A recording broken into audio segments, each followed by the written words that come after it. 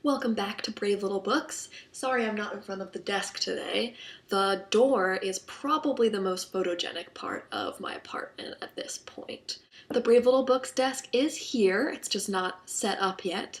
Until then, I'm going to talk to you this week about a book by Wendy Xu called You Are Not Dead. The Strand has kind of covered up the title there. It's kind of a funny title, isn't it? You Are Not Dead.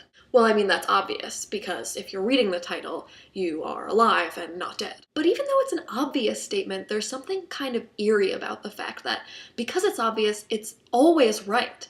This title is always right about you. Like, whoa, how did you know?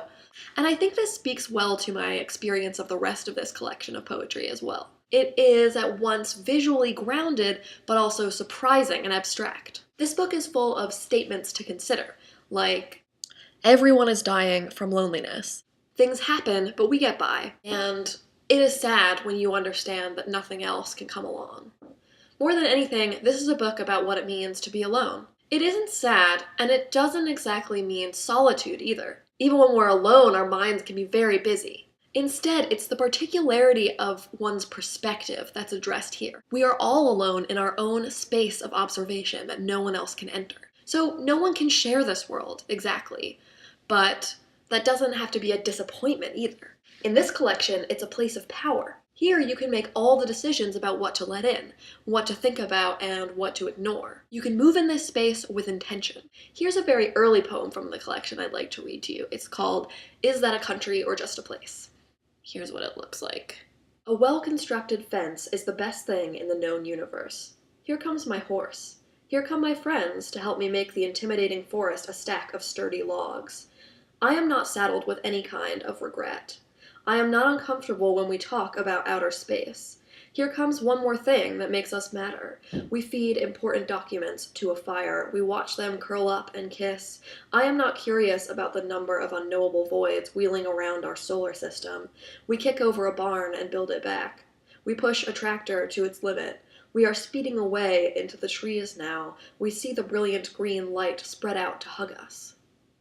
Notice the difference here between the I and the we. They kick over the barn together, but the speaker brings her own mental and emotional space to these moments. And that's separate from whatever might be going on with anyone else. Okay, so you remember the title of this book that you can't read on my cover. You Are Not Dead. Well, I was really excited to make it to the last section of this book, because all of the poems in this section have the same title.